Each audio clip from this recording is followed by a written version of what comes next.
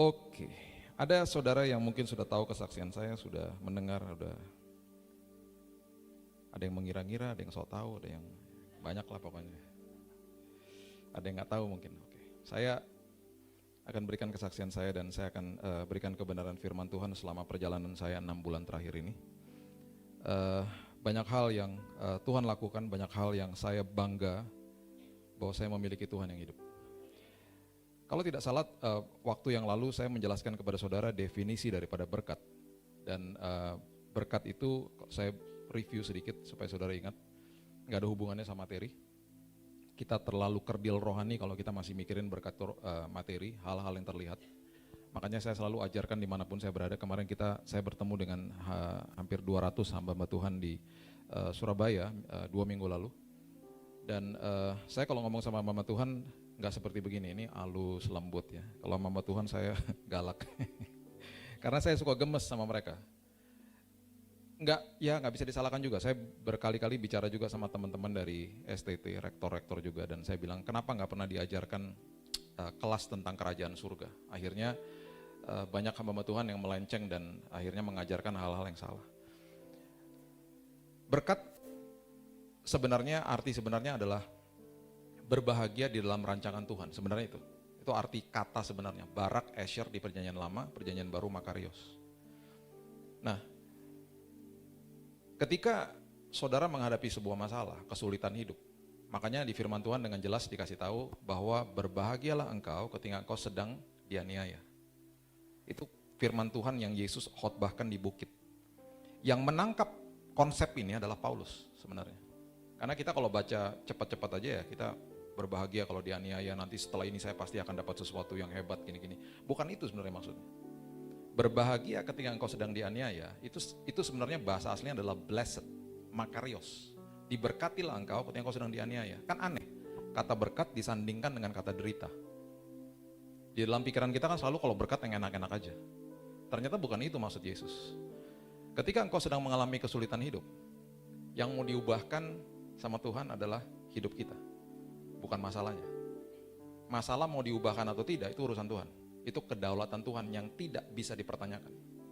Makanya saya selalu katakan jangan minta penjelasan sama Tuhan, minta pimpinan Tuhan, itu paling penting. Karena kita nggak dapat penjelasan dari Tuhan. Kenapa Tuhan itu terjadi? Kenapa Tuhan ini terjadi? Nanti mungkin penjelasannya kalau kita ketemu sama dia di surga. Kalau kita mau jadi orang Kristen yang dewasa, stop minta penjelasan dari Tuhan. Minta pimpinan Tuhan. Minta waktunya Tuhan. Karena Tuhan gak pernah salah. Dia adalah Tuhan yang berdaulat. Nah, ketika itu kita mengerti, dan ketika kita sedang dalam keadaan kesulitan hidup, pastikan yang berubah bukan masalahnya, pastikan yang berubah saudara dan saya. Ketika kita berubah, masalah mau diubahkan atau tidak itu urusan Tuhan. Ketika kita berubah, kita sedang diberkati. Kenapa? Karena kapasitas kita diperbesar. Karena di dalam sistem kerajaan surga, sudah saya katakan berkali-kali, kita ini bukan owner, kita bukan pemilik hidup, kita adalah pengelola hidup. Apapun yang melekat sama saudara bukan punya saudara. Kalau saudara merasa memiliki, banyak ayatnya saya nggak bisa bagikan semuanya. Ketika saudara memiliki, saudara akan timbul rasa cemburu, iri hati, dan akhirnya banding-bandingin sama orang lain. Karena kepemilikan. Tapi ketika saudara merasa saudara adalah pengelola, saudara akan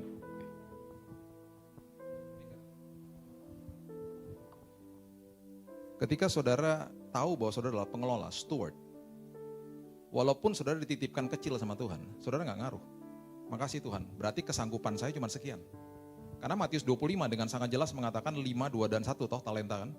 Ada yang dititipkan 5, 2, dan 1. Dan Alkitab dengan jelas mengatakan sesuai dengan kesanggupan mereka masing-masing. Tuhan tahu. Kalau sampai dititipkan cuma 1, jangan komplain.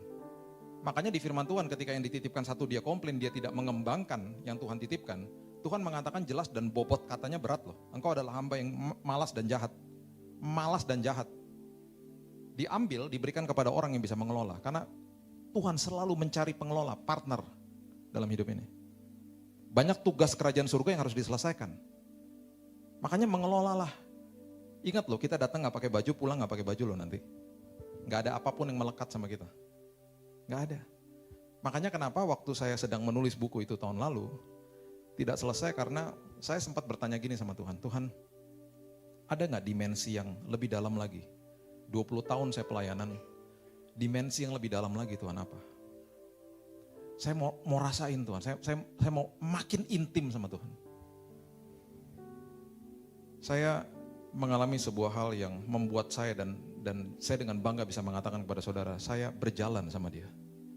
Saya ketemu yang namanya Yesus. Saya melihat dia. Dan saya dipeluk sama dia. Dan saya mengalami Yesus dalam hidup saya. Dan saya dengan bangga bisa katakan, saya bukan berkhotbah tentang dia lagi. Saya berkhotbah karena saya ketemu sama dia. Beda kalau saya cerita tentang seseorang yang saya belum pernah ketemu sama seseorang yang saya udah pernah ketemu dan ngobrol sama dia. Beda. Misalnya saya kenal misalnya saya tahu Pak Wijaya, tapi saya belum pernah ketemu sama dia. Saya mengenal tentang kebaikannya beliau. Ketika saya cerita sama orang, saya bilang Pak Wijaya tuh katanya loh, orangnya baik loh, begini. Emang lu pernah ketemu? Belum. Tapi orang banyak ngomongin dia baik, orangnya luar biasa. Harus tuh ketemu sama dia. Beda sama saya bilang begini, kamu tahu nggak? Pak Wijaya itu orang yang luar biasa. Kenapa? Saya kenal baik sama dia. Saya bergaul sama dia. Tiap minggu saya ketemu sama dia. Saya ngopi sama dia. Saya dibantu sama dia ketika saya dalam kesulitan.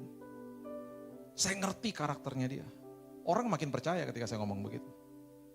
Karena saya kenal sama dia. Tanggal 10 Desember kemarin, tahun 2018. Saya buang-buang air. Seperti biasa, saya menganggap itu biasa, buang-buang air. Saya nggak sadar itu udah darah yang keluar. Dan saya nggak pernah cek. Saya tipe orang yang masuk flash aja gitu ya. Dokter bilang nggak boleh Pak, harus lihat Pak. Jadi saya nggak tahu, saya udah keluar darah semua lah sepanjang hari. Pendarahan di gastrik saya, di perut saya. Malam hari istri saya lagi pasang pohon Natal seperti biasa, kami pasang bareng-bareng. Saya udah gak bisa, udah gak kuat. Jam 7 malam saya gak kuat, saya keliengan tiba-tiba. Semua kelihatannya 2 gitu. Saya bilang, aduh saya tidur dulu ya gitu. Kenapa ya? Tapi saya gak kasih tahu istri saya bilang, aduh capek nih tidur dulu ya. Hari itu dan saya gak kerja memang hari itu. Saya izin gak kantor. Jam 7 saya tertidur, puji Tuhan jam 11 saya kebangun. Karena saya lupa gosok gigi. Udah kebiasaan gosok gigi ya, jadi harus gosok gigi gitu ya. Kebangun gitu, puji Tuhan. Kalau enggak mungkin udah lewat kali tempat tidur saya. Saya bangun dan saya gosok gigi. Enggak sampai 10 detik saya berdiri. Enggak sampai 10 detik. Lagi taruh odol, baru stroke pertama gitu ya. Tiba-tiba kenapa semuanya jadi 2 gitu kelihatannya. Saya masih ingat, saya cuma balik badan sebentar, saya cuma mau panggil istri saya. Di momen itu saya kolaps, pingsan. Saya udah gak ingat apa-apa lagi. Istri saya bilang terdengar suara yang keras banget di kamar mandi. Gubrak. Kepala saya sempat luka karena menatap tembok.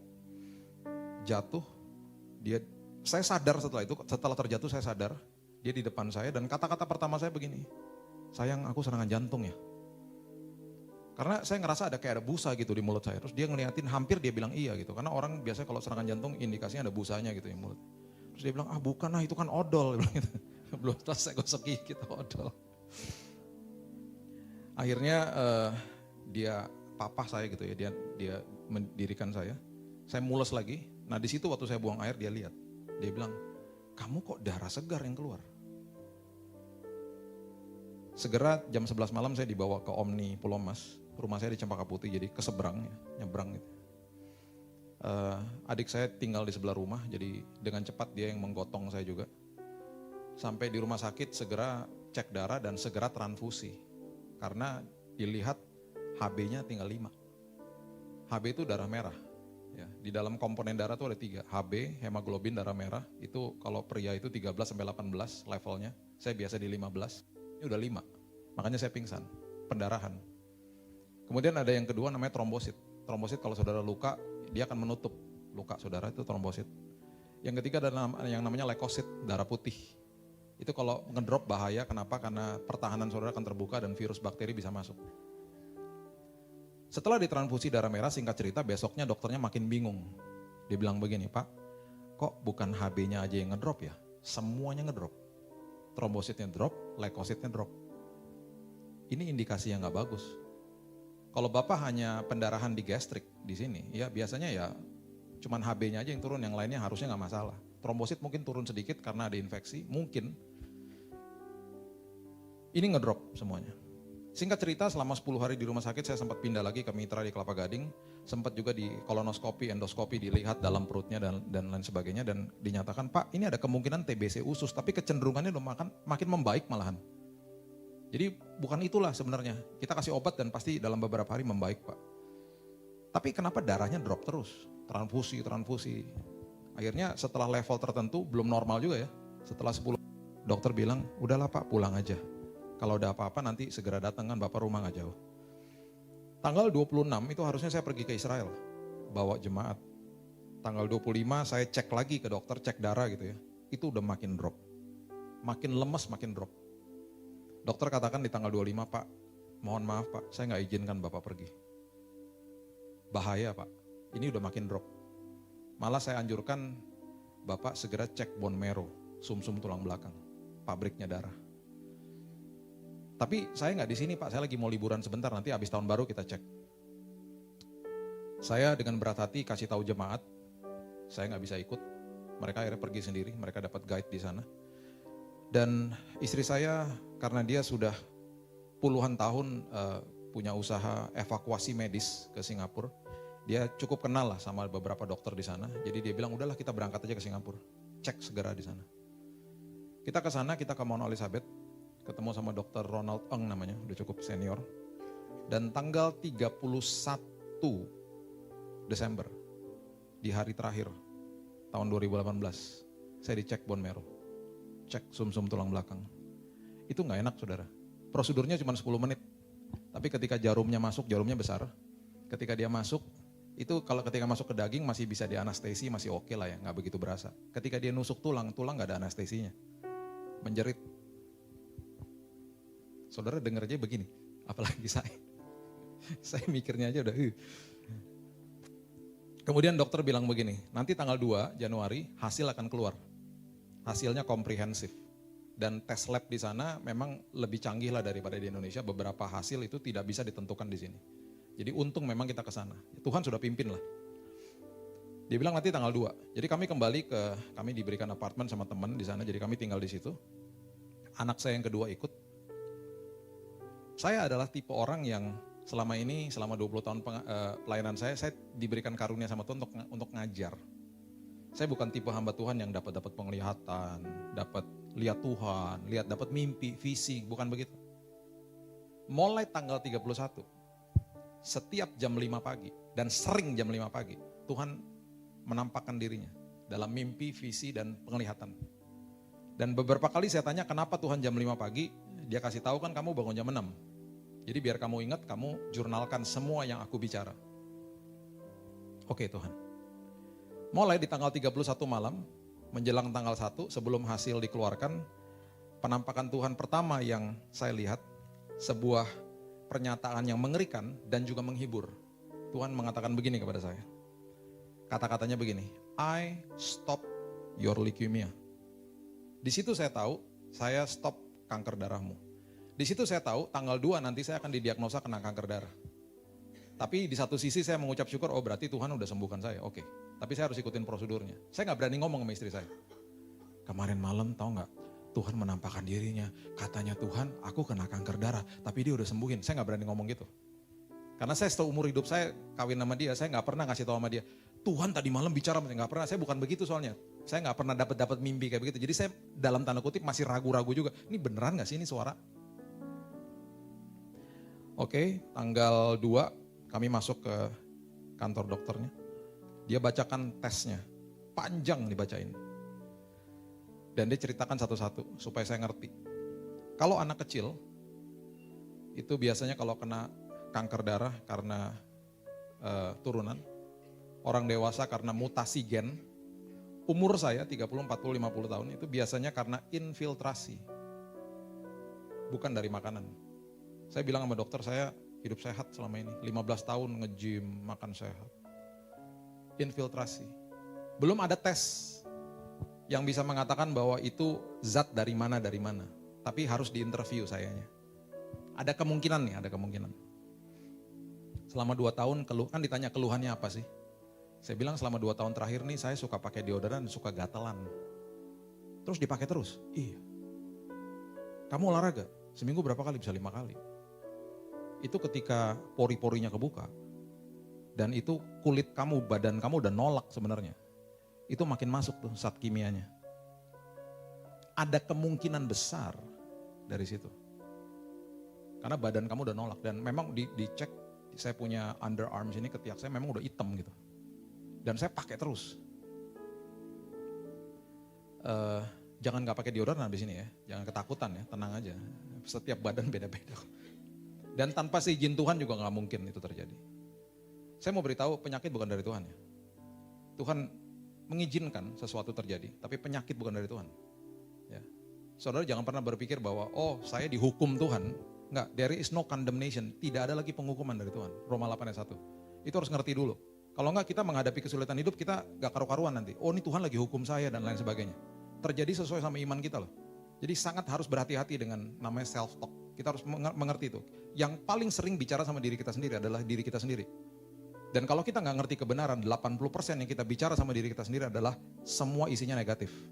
Jadi hati-hati dengan self-talk. Orang bunuh diri gara-gara ngomong sendiri loh sama hidupnya. Saya nggak layak, saya nggak bisa, saya ditolak dan lain sebagainya. Bunuh diri akhirnya. Dan itu iblis paling suka, karena itu adalah medan pertempuran yang dia bisa menguasai, yaitu apa? Pikiran. Cuman itu doang. Pikiran, the mind is a battlefield. Dia nggak bisa masuk dalam hati saudara, karena sudah dijaga sama Roh Kudus. Nah sekarang pikiran kita, makanya perubahan budi, akal budi itu tiap hari terjadinya, metanoia. Pikiran harus diubahkan tiap hari. Makanya jangan hanya ngerti firman, harus dikuasai sama firman. Kalau dikuasai sama firman, beres kita udah. Mau ngadapin apa aja kita bisa quote firman Tuhan, gitu loh. Ya harus ngerti dulu kebenarannya. Oke, akhirnya di ujung daripada diagnosa dia katakan begini, Pak, mohon maaf. Bapak terkena yang namanya AML, Acute Myeloid Leukemia. Di kanker darah nggak ada stadium, kanker darah adanya jenis. Saya tanya soal stadium berapa, dia bilang nggak ada.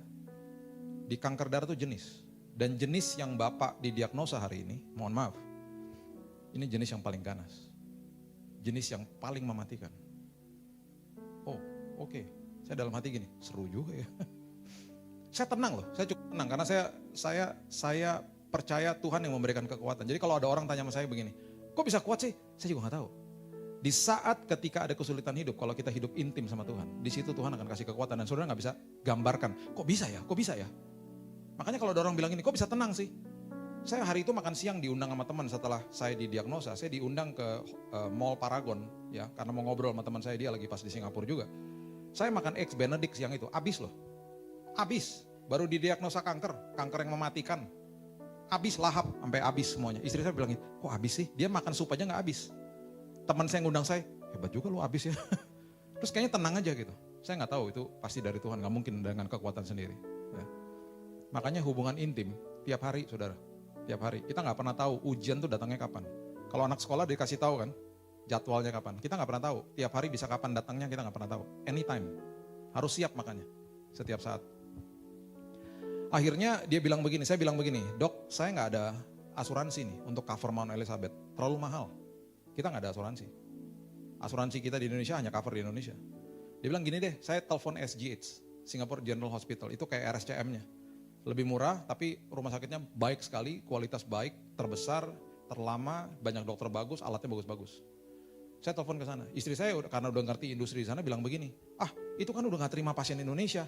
Betul, mereka udah menutup diri karena mereka prioritas untuk warga negara Singapura. Tapi saya kenal sama ketua hematologinya, profesor dokter. Tanggal 2 Januari, biasanya dokter lagi liburan. Dia telepon tuh dokter ada. Perkenanan Tuhan udah mulai terjadi nih. Itu dokter ada dan dia langsung nggak telepon. Langsung dia bilang begini, kirim pasiennya sekarang juga.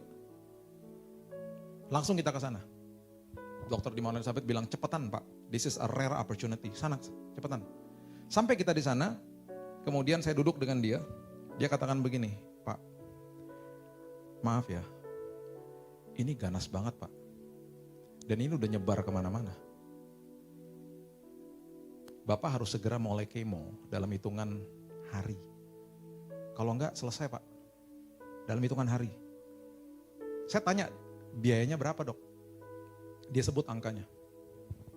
Saya bilang gini dok, saya pulang dulu ke Indonesia, karena saya mesti antar anak saya yang kedua ini, dia harus ada UN soalnya sebentar lagi, dia kelas 6 SD waktu itu. Saya harus pulang dulu. Oh yaudah, tapi dalam hitungan 3-4 hari kamu udah harus mulai loh. This is very dangerous, dia bilang gitu. Kalau nggak kamu mulai di Indonesia, kamu balik sini.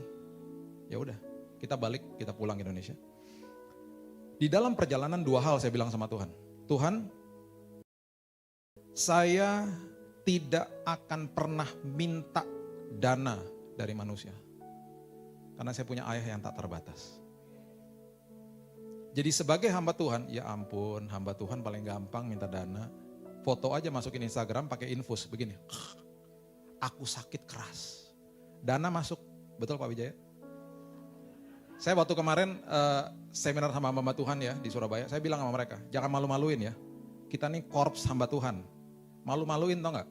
Udah sakit masukin sosial media, kasih kode sama orang. Supaya uang masuk. Enggak, makanya sosial media saya bersih. Ratusan WhatsApp yang nanya sama saya, hampir semuanya saya gak balas. Saya hanya telepon 2 orang. Karena saya harus batalin schedule di bulan Januari. Saya nggak tahu kan perawatan berapa lama. Saya cuma telepon minggu pertama sama minggu kedua. Saya harus telepon karena saya kenal sama gembala. Saya telepon, sorry Pak. Cuman mereka yang tahu. Dan udah gitu saya nggak pernah nyebut juga angkanya, dananya, saya mau dirawat di mana. Saya nggak pernah nyebut. Saya cuma bilang saya mau dirawat, udah selesai udah. Maaf saya nggak bisa pelayanan, udah selesai. Jadi nggak ada yang tahu. Di awal tuh nggak ada yang tahu. Dokter kasih tahu dana sekian juga nggak ada yang tahu. Cuman saya sama istri saya kok yang tahu. Just kita berdua yang tahu. Kita cuma bilang begini, Tuhan, tadi dokter udah bicara. Dananya diperlukan sekian. Kalau engkau berkehendak dan aku akan berobat di sana, you will provide. Tuhan akan sediain. Saya tidak akan minta dan saya tidak akan kasih kode sama siapa-siapa. Saya akan buktiin bahwa Tuhan saya Tuhan yang hidup. Saya gak mau malu-maluin. Saya bukan tipe hamba Tuhan kayak begitu. Yang kedua Tuhan, saya tahulah karakter Tuhan. Kalau sampai Tuhan kasih, pasti ntar kasihnya pas-pasan. Gak mungkin dia kasih langsung brek semuanya, gak mungkin. Dia kasih pas-pasan. Saya cuma bilang gini, aku tahu, saya kalau doa panggil dia Daddy Dad, I know that you gonna give me partially, pas-pasan, aku tahu deh. Yang aku minta cuma yang kedua, permintaan aku kedua begini, kalau sampai Tuhan berkehendak aku berobat di sana, aku gak mau ngutangnya Dad. Setiap kali ada tagihan, itu harus kebayar dan harus on time, karena saya gak mau malu-maluin, saya anak Tuhan, anak raja. Itu permintaan saya kedua. Saya cuma doa sama istri saya, that's it, kita pulang ke Indonesia. Dalam hitungan 3 hari, dana yang kami butuhkan untuk kalau mau berobat di Singapura, itu ada di BCA saya, persis segitu. Sekali lagi ya, saya nggak pernah bilang siapa-siapa, nggak ada satupun orang yang tahu. Itu saya tahu siapa yang transfer, saya tahu. Saya nggak tahu juga mereka tahu dari mana, rupanya nyebar-nyebar, saya nggak tahu. Saya sekali lagi cuma telepon 2 orang dan cuma bilang saya sakit, saya mau berobat, that's it. Jadi nggak ada yang tahu apa-apa, itu bisa persis ada di akun saya. Saya bilang Tuhan terima kasih, ini tanda dari Tuhan. Terus saya bilang gini sama Tuhan sama istri saya, tuh kan pas-pasan kan, persis kan, pas-pasan kan dananya. Nah, Tuhan mau kita berjalan dalam iman soalnya. Terus saya bilang gini sama istri saya, seru nih, lihat aja nih akan seru nih nanti. Saya bilang gitu. Saya nggak ada rasa takut. Pernah nggak takut? Pernah. Tapi saya waktu pergi nggak ada rasa takut. Kenapa? Saya berjalan sama Tuhan saya yang tak terbatas soalnya. Saya pegang rencana dan saya pegang janji Tuhan. Udah itu aja. Saya nggak minta-minta penjelasan sama Tuhan. Istri saya minta, kenapa Tuhan dalam hatinya? Saya taunya terakhir-terakhir waktu dia udah ngomong sama saya. Dia berdoa sendiri begitu. Why Lord? Kenapa Tuhan? Kita berangkat, saya minta kamar yang cuma berempat. Karena paling murah. Minta kamar yang berempat. Masuk di sana, masuk di kamar yang berempat. Hari kedua besoknya saya pengen muntah. Kondisi saya udah makin drop. Kondisi saya sudah makin drop. Saya bilang, Dok, saya udah gak bisa nih bawa-bawa makanan. Sebelah saya orang India. Kalau keluarga yang datang makanan India semuanya. Saya suka makanan India, saya juga mama saya orang India. Cuman kemarin di rumah sakit tuh udah gak tahan bawa makanan. Plus sama makanan rumah sakit lagi. Ampun deh. Di depan suka makan bakmi. Ini kan bed saya di sini, ada orang lagi, ada dua lagi di situ. Udah, saya udah gak tahan, saya bilang gini, Dok, saya dengar di rumah sakit ini ada kamar yang 1 bed. 1 bed itu bukan VIP. Dia harganya lebih mahal sedikit daripada kamar yang berempat. Mahal sedikit. Saya bilang, saya mau dong kamar itu. Memang bukan kamar VIP tapi sendirian, jadi enak lah gitu. Cuman karena dia bukan VIP dan dia harganya gak terlalu mahal, populer dong kamarnya. Rumah sakit sebesar begitu full kamar itu. Full Pak. Saya bilang ya udah apa-apa. Saya doa aja Tuhan tolong ya kuatkan saya. Selang beberapa jam, suster dan dokter datang lagi bilang gini sama saya. Pak, di ujung sini, lantai ini, ada kamar nomor 3. Itu kamar bukan sekedar kamar VVIP, itu suite. Di atasnya VVIP. Ada ruang tamunya besar, ada kulkas, ada safety box, udah kayak hotel pokoknya. Mau nggak kamar itu? Ya nggak mau lah, mahal. Saya bilang gitu. Enggak. Masuk sana, bayarnya bayar one bed aja. Buat saya, iya udah masuk aja sana. Oh ya mau lah kalau gitu. Perkenanan tuh, Tuhan. Mereka bisa jual loh itu. Rumah sakitnya penuh. Mereka nggak kasih sama siapa-siapa tuh, dikasih sama saya. Anak raja. Masuk. Tuhan udah siapin yang enak-enak karena sebentar lagi saya mau dengar vonis yang nggak enak soalnya. Settingnya udah enak, semua udah enak. Saya dalam hati gini, aduh kalau ntar keluarga datang enak ya, ada ruang tamunya, semuanya enak ya. Teduh kamarnya, sendirian lagi. Kamar mandinya bagus banget gitu, udah kayak hotel pokoknya. Masuk, setelah selesai, settle semuanya, Dokter Grace masuk ke kamar. Tim dokter ada 10. Yang bacain vonisnya namanya Dokter Grace. Setiap kali dia keluar dari kamar saya bilang, dokter kasih karunia. Dia masuk ke dalam kamar, dia bilang begini, Pak, kalau Bapak gak di kemo, umurnya Bapak menurut tes yang kami lakukan terakhir ini, hanya 3-6 bulan. Jadi kalau saya masih berdiri di sini, ini kemurahan Tuhan. 3-6 bulan. Kalau Bapak di kemo pun, 50-70% Bapak meninggal. Kenapa? Dia mulai jelaskan. Kemo yang kami berikan adalah kemo yang terberat. Prosesnya namanya induksi. Dimasukinnya bukan lewat infus di tangan, tapi infusnya ditanam di dada. Infusnya ini bisa bertahan 1 tahun. Cukup mahal infusnya. Dia jelasin semua harganya, dikasih tahu. Nanti proses pemasakan infus di dada juga harus masuk ke ruang operasi. Cairan yang akan kami masukkan ke dalam tubuh Bapak, kemonya berupa cairan, itu 500 mili per hari. Itu akan ngedrop terus 24 jam. 24 jam dikali 7 hari. 24 jam kali 7 hari non-stop. Suster bilang sama saya, kalau ketika dia lagi bersih-bersih, terus ada cairan kemo yang jatuh ke tangannya suster kebakar. Saudara bisa bayangkan cairan itu masuk dalam tubuh saya. Non-stop 24 jam kali 7 hari. Makanya suster bilang begini, cairan ini adalah cairan kemo yang terberat. Karena mau gak mau, yang Bapak alami adalah sesuatu penyakit yang sangat luar biasa agresif.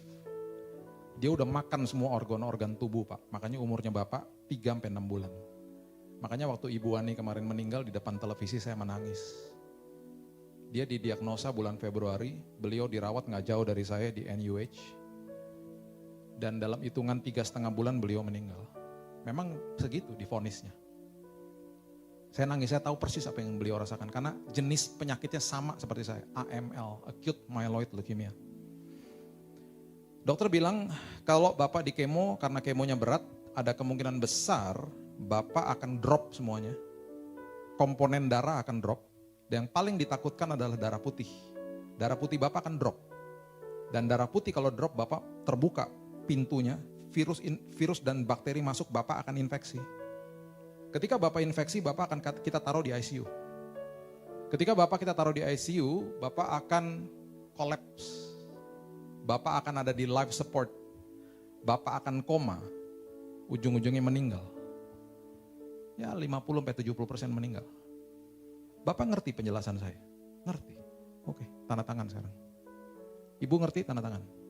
Supaya kalau apa-apa terjadi, Bapak dan Ibu tidak akan tuntut rumah sakit. Kami udah jelaskan dari awal. Tidak di kemo meninggal, di kemo pun kemungkinan besar meninggal. We have no choice. Kami gak ada pilihan apa-apa. Dokternya keluar. Saya bilang begini sama istri saya. Itu kan kenyataan. Kenyataan harus tunduk sama kebenaran firman.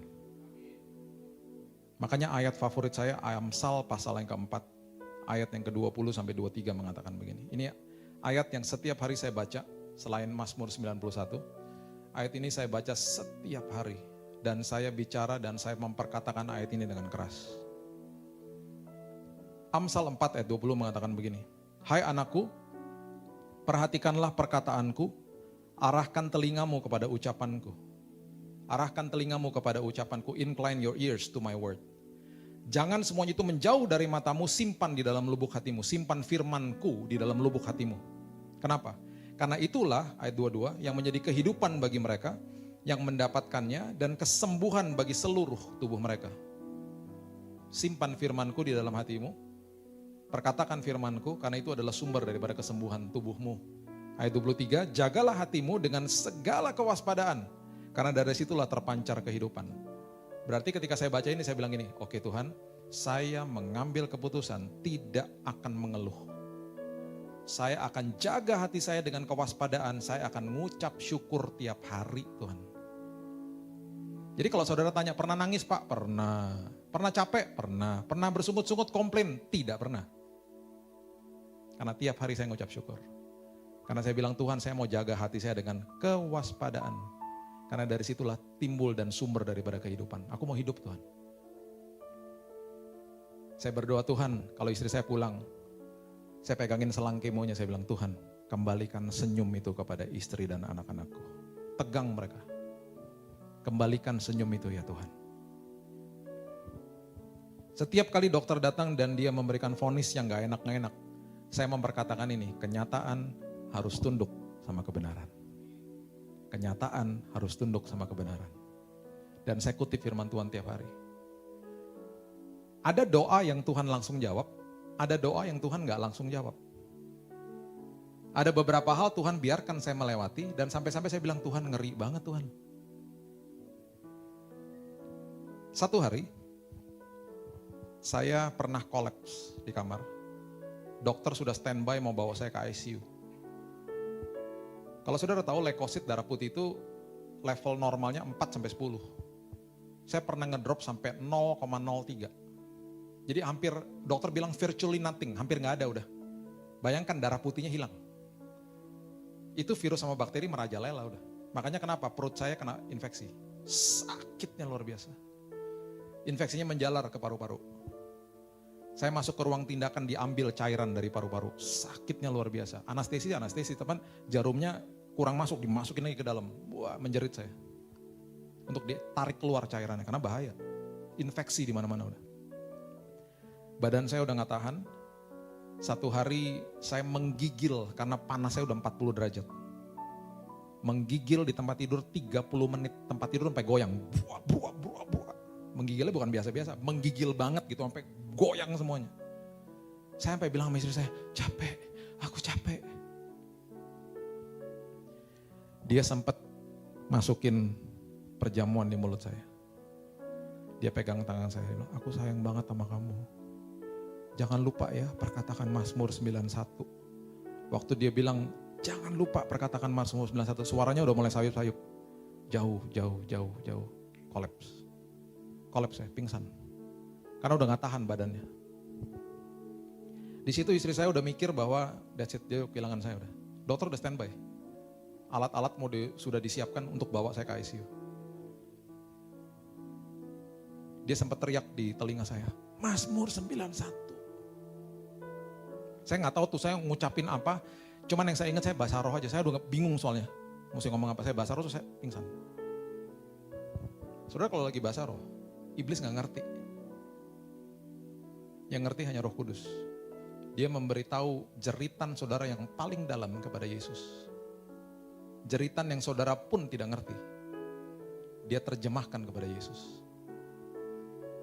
Katanya istri saya waktu saya pingsan, saya muntah-muntah, saya udah gak sadar. Gak tahu gimana, 10 menit setelah itu saya sadar. Saya bangun, bangun tiba-tiba kebangun. Dokter juga bingung, kebangun gitu, kebangun, keringetan, basah total tempat tidur saya dengan keringat. Panasnya turun. Saya minta minum. 1,5 liter botol besar aqua tuh habis. Karena dehidrasi. Yang tadinya dokter siap-siap bawa ke ICU, gak jadi. Malam hari itu saya pulih. Dari awal sampai akhir perawatan saya, tidak pernah sehari pun saya masuk ICU. Gak pernah. Terus saya waktu udah selesai saya bilang gini, Tuhan ngeri banget sih kemarin tuh. Ada suara bilang begini, gak apa-apa. Makin ngeri kan makin seru ntar kesaksiannya.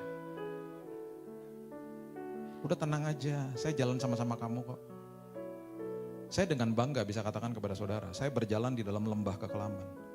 Saya berjalan di dalam lembah yang penuh dengan kegelapan, tapi tidak pernah sehari pun saya jalan di dalam kegelapan. Karena ada pelitanya Tuhan yang menuntun langkah saya. Gak pernah dikasih lampu sorot sampai ujungnya kelihatan. Tapi lampu pelitanya itu cukup buat hari lepas hari. Itu yang membangun iman saya. Itu yang membangun iman saya. Saya teringat ketika saya masih kecil, kalau saya sedang diganggu atau dibully lah sama teman-teman di SD misalnya, saya gak pernah lupa saya bilang begini sama mereka, jangan macem-macem loh, gue panggil bapak gue ntar. Zaman dulu kan biasanya orang bilang, bapak lo siapa? Kalau TNI atau ABRI yang ngeri lah, atau polisi kan mereka ngeri. Saya bilang, bapak gue bukan siapa-siapa ya bapak gue lah gitu. Bapak lo siapa ditanya gitu, ya bapak gue gitu. Cuman kenapa saya bangga sama dia? Karena dia adalah pahlawan saya, di dalam hadiratnya dia saya aman dan nyaman. Dia bapak gue. Saudara tahu, dari awal perawatan sampai terakhir kemarin bulan Mei, tidak pernah sehari pun saya gak tidur. Setiap malam saya tidur nyenyak. Saudara tahu, kalau lagi dalam keadaan saya diganggu sama iblis, dikasih penuduhan dan lain sebagainya, ketakutan, saya suka ngomong-ngomong sendiri, kayak orang gila juga. Saya ngomong gini, kanker, lo malam ini berhadapan ngobrol sama bapak gue ya, lo tahu bapak gue siapa kan? Gue mau tidur soalnya. Saya tidur nyenyak. Lo urusan sama bapak gue, kelar lo ntar. Selesai lo tahu bapak gue siapa? Tidur nyenyak saya. Jadi tiap malam saya tidur nyenyak. Jadi kalau saudara menghadapi kesulitan hidup, perintahkan kesulitan itu untuk berhadapan dengan ayah saudara, yang namanya Yesus. Karena dia adalah ayah yang tak terbatas. Saya begitu bangga sama dia. Kenapa saya bilang saya berjalan di dalam kegelapan? Kamar sebelah meninggal. Kamar sebelah ICU, kamar sebelah saya dengar sendiri nih. Saya lagi jalan terapi setelah 1 bulan gak di tempat tidur. Lagi jalan tiba-tiba berteriak, susternya keluar, habis ditendang sama pasien perutnya. Istri saya tanya, kenapa, what happened? Dia berteriak dari kamar, kemudian kami dengar, I want to kill myself, saya mau bunuh diri aja. Kami di lantai 7, dia mau loncat dari situ, badannya kesakitannya luar biasa. Di kemo tuh sakit badannya, gak bisa makan, muntah-muntah, sariawan mulutnya semuanya. Saya gak pernah kayak begitu. Saya nafsu makannya gila-gilaan. Babi melulu.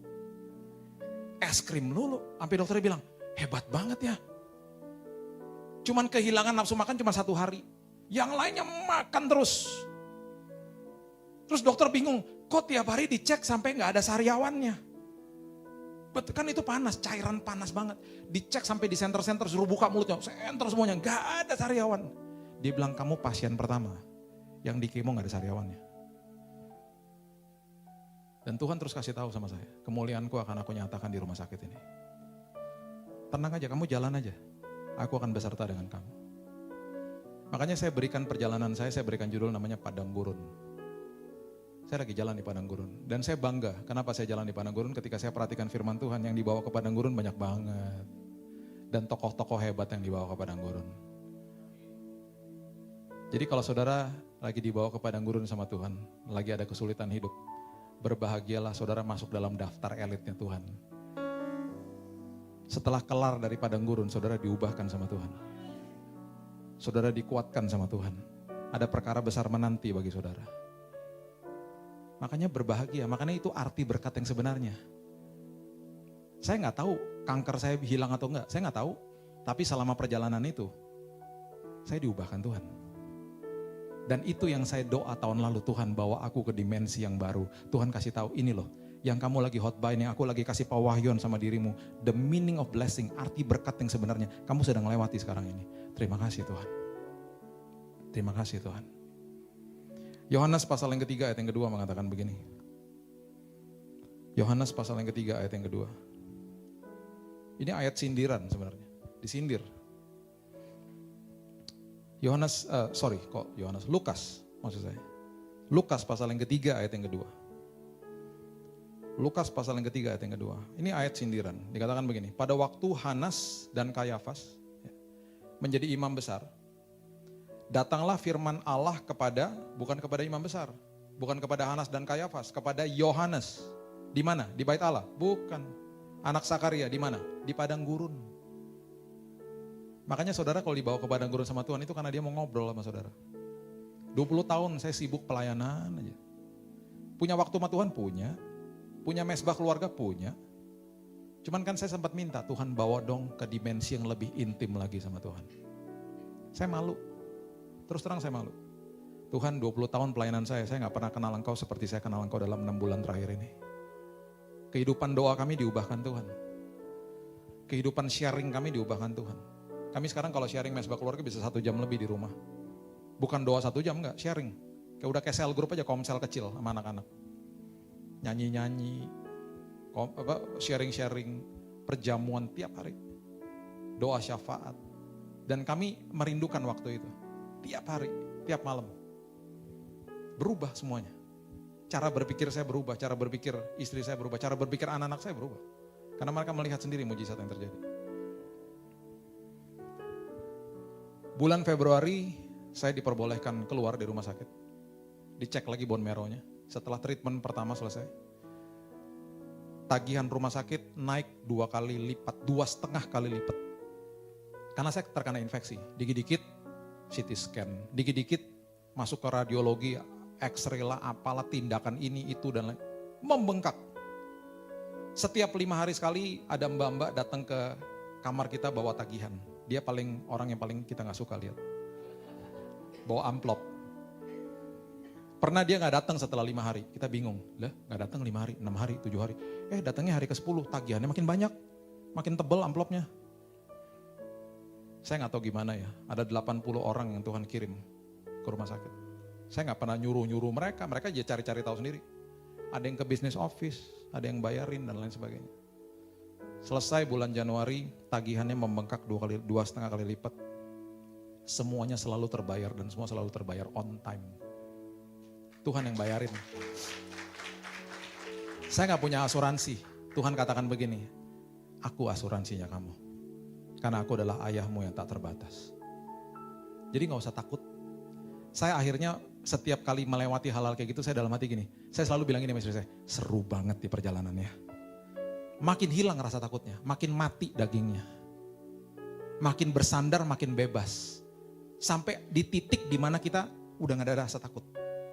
Dan di situ kita merdekanya luar biasa. Bulan Februari awal, dicek lagi bone marrow, dipanggil ke kamar dokter. Dia katakan setelah kami tes, berbagai-bagai tes, kami tidak temukan satupun sel kanker dalam tubuhmu. Hilang. Hilang total. Saya bertanya gini, dok, bukannya kemarin objektifnya tuh sekitar 5% gitu. 4% mungkin, 3%, 2%, 1%. Dia lagi buat laporan di komputernya sampai dia begini. No, nothing, okay, nothing, clean, okay, you are clean, okay. Kayak saya nggak ngerti gitu, selesai udah, okay, selesai. Tapi karena ini kayak obat antibiotik, harus ada treatment berikutnya. Kamu tetap akan di kemo 3 kali lagi, ya. Kita lihat gimana, tapi dosisnya kecil banget, cuma 3 hari. Dan dosisnya kecil, cuma 3 jam gitu. Jadi untuk pastiin aja, kita bersihin aja sekalian semuanya. Dosisnya rendah sekali. 2 kali di Singapura, 2 kali di Jakarta. Bulan Mei kemarin saya ke sana lagi dan dokter katakan udah ya Pak, selesai. It's all finished. Bulan Juni saya tes terakhir di mitra keluarga. Karena dokter bilang oke, sekarang setelah treatmentnya selesai semua, kita mau pastikan lagi. Bulan Februari betul kamu sudah clean, sekarang bulan Juni kita harus tes lagi, tes terakhir dia bilang gitu. Ya, tes terakhir. Jadi waktu tes terakhir kemarin kami lakukan di mitra keluarga. Itu jam, saya carikan suratnya. Itu jam 6 pagi, istri saya udah nungguin di situ. Jadi setelah selesai sampel darahnya diambil, kemudian dimasukin ke termos yang cukup dingin gitu ya, langsung dibawa ke airport, dibawa ke Singapura. Karena tesnya ini harus dilakukan di sana dan gak bisa dilakukan di Indonesia, belum ada teknologinya. Sampai yang sekomprehensif itu gitu ya. Dibawa ke sana dalam waktu 6 jam itu darahnya udah harus ada di lab pokoknya. Jadi bulan Juni kemarin adalah tes terakhir dan baru 2 minggu lalu hasilnya di email dan dikasih tahu sama dokter di sana. Dan sangat simple, sederhana, nih emailnya cuma segini ya, saya bacain ya. Cuma segini aja, dia cuma bilang begini. I have noted the results of the various tests performed on the most recent bone marrow. Jadi kami sudah melakukan berbagai tes atas sumsum tulang belakang. And semuanya negatif for leukemia. Negatif semuanya. Terus dia katakan lagi, there is no further treatment. Gak usah ada lagi treatment apa-apa. Gak usah ada obat, gak usah ada treatment apa-apa. Selesai semuanya. Kamu cuman diharuskan nanti setiap 2 minggu sekali panggillah Prodia ke rumah, cek darah aja, cek darahnya di email aja ke kami untuk kontrol aja, monitor aja. Semuanya selesai. Selesai. Hal pertama yang saya tanya sama dokter, dok, saya boleh pelayanan lagi? Khotbah lagi? Boleh. Boleh traveling? Boleh. Jangan capek-capek cuman. Kamu udah clean, you are free to go. Saudara, cerita saya 6 bulan terakhir ini. Saya mau beritahu kepada saudara, saya ketemu yang namanya Yesus. Saya berjalan sama dia. Kalau saudara masih gak percaya juga, kalau saudara masih ragu-ragu dalam hidup saudara, cek dan recheck lagi kehidupan rohani dan keintiman saudara sama dia. Jangan cuma sekedar dengar-dengar firman, alami Yesus. Yang saya katakan tadi, saya gak mau hanya kasih tahu sama orang tentang Pak Wijaya, tapi saya gak pernah ketemu dia. Tapi cerita saya jadi hidup ketika saya bilang sama orang, saya kenal sama dia, saya ngopi sama dia, saya sering ketemu sama dia kok. Biarlah kehidupan saudara betul-betul mengalami Yesus dan saudara bisa bilang sama semua orang, saya ngalamin dia. Saya juga bukan sekedar dengerin firman hari Minggu aja. Saya ngalamin Yesus dalam hidup saya. Dan setiap kali ada kesulitan hidup, jangan pernah sekalipun bersungut-sungut sama Tuhan. Hadapi hari saudara dengan ucapan syukur. Yosafat menghadapi Bani Moab dan Bani Amon, Bani yang membunuh. Dan itu udah mengerikannya luar biasa. Dia gak pernah Tuhan bilang begini, bawa aliansi negara lain, bawa senjata, gak pernah. Tuhan cuma bilang begini, maju dengan ucapan syukur, praise and worship. Itu apa gak bergetar lututnya? Bergetarlah. Bani Moab sama Bani Amon tuh hasil incest. Kalau pelajari silsilahnya. Dan itu mereka bani yang mengerikan. Kalau bunuh bukan serdadu aja, keluarga dibunuh sama mereka. Mengerikan. Tapi ketika mereka maju dengan ucapan syukur, sampai di tempat itu, ya makanya nanti satu waktu kita belajar the power of thanksgiving. Itu ketika hadirat Tuhan turun, yang menjaga hadirat Tuhan adalah pas pampres. Pas pampres itu siapa? Kerub. Malaikat kerub, itu adalah malaikat yang paling dekat dengan hadirat Tuhan. Ini mercy seat, tabernakel. Di dalam tabernakel ada ini, di dalam ruang maha suci. Di dalam bait Allah ada ini. The mercy seat. Ini adalah lambang daripada kerub yang menjaga hadirat Tuhan. Kalau saudara lihat ini. Makanya kenapa imam besar ketika masuk ruang maha suci, kalau dia gak kudus, yang bunuh malaikat kerub. Dia yang menjaga hadirat Tuhan. Makanya ketika manusia diusir dari Taman Firdaus pada awalnya, yang menjaga hadirat Tuhan, menjaga pintu gerbang, kerub dibilangnya. Dan kerub itu dijelaskan di Yehezkiel, 4 sisi mukanya, ada bara api di sininya, kalau jalan berderu-deru. Jadi ketika praise and worship dinaikkan, ketika hadirat Tuhan turun, hadirat Tuhan selalu membawa malaikat kerub. Makanya malaikat kerub yang berjaga-jaga di rumah saudara. Malaikat kerub yang menjaga hidup saudara ketika ada ucapan syukur. Karena hadiratnya turun. Jadi waktu mereka maju berperang, ketika mereka maju marching on dengan ucapan syukur, walaupun lutut bergetar, itu hadirat Tuhan turun. Dan ada malaikat kerub. Dan makanya Bani Moab mau Bani Amon pasti dengar derunya malaikat kerub. Bingung saling perang satu sama lain sampai di sana dikatakan dengan di Alkitab dikatakan di 2 Tawarikh 20 mereka hanya melihat bangkai berhantaran di tanah. Mati semuanya. Apa yang terjadi setelah itu? 3 hari mereka membutuhkan 3 hari untuk menjarah barang-barang mereka. Bukan sekedar musuh saudara dikalahkan. Bukan sekedar penyakit saudara diambil dan diangkat sama Tuhan. Di balik itu semuanya ada berkat Tuhan yang menanti bagi saudara. Jadi kalau maju tuh maju dengan ucapan syukur. Ada kuasa di dalam ucapan syukur. Karena makin ucap syukur, Tuhan makin mengerti bahwa semuanya kau serahkan kepadaku. Jadi saya suka berkata-kata begitu yang saya katakan tadi. Dad, take care ya. Aku mau tidur ya Dad. Jagain aku ya Dad. Aku tahu engkau yang berperang bagi aku. I want to sleep. Saya mau tidur. Dan saya tidur nyenyak. Masuk ke dalam dimensi itu. Biarkan dia berperang bagi saudara. Matius 4 ayat yang pertama coba saudara baca. Siapa yang dibawa ke padang gurun? Yesus pun dibawa ke padang gurun. Matius 4 ayat yang pertama coba saudara baca. Saya berikan 2 ayat lagi kita tutup.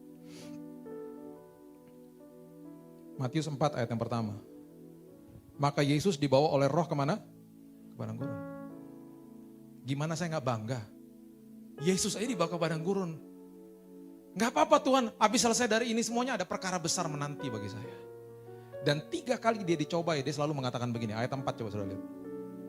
Cobaan yang pertama dia katakan begini. Tetapi Yesus menjawab, ada apa? Tertulis. Kemudian dia kutip firman Tuhan. Ayat 7. Cobaan yang kedua. Dia jawab lagi begini. Ayat yang ke-7. Yesus berkata kepadanya, ada pula apa? Tertulis. Terus dia kutip firman Tuhan. Ayat yang ke-10. Cobaan yang ketiga. Dia respon Yesus begini. Ayat 10. Maka berkatalah Yesus kepadanya, nyala iblis sebab ada apa? Tertulis. Hafalin firman Tuhan. Ketika ada kesulitan hidup, katakan kepada masalahmu, ada tertulis. Janjinya nyata dalam hidupku. Apapun yang aku minta di dalam namanya di Yohanes 14, dia akan lakukan bagiku. Tidak ada gelisah di dalam hatiku, Yohanes 14 ayat 1. Kan harus hafal firman. Aku akan jaga hatiku dengan kewaspadaan karena dari situlah timbul kehidupan. Yesaya 48 ayat terakhir saya berikan kepada saudara. Yesaya 48 ayat yang ke-10 mengatakan begini.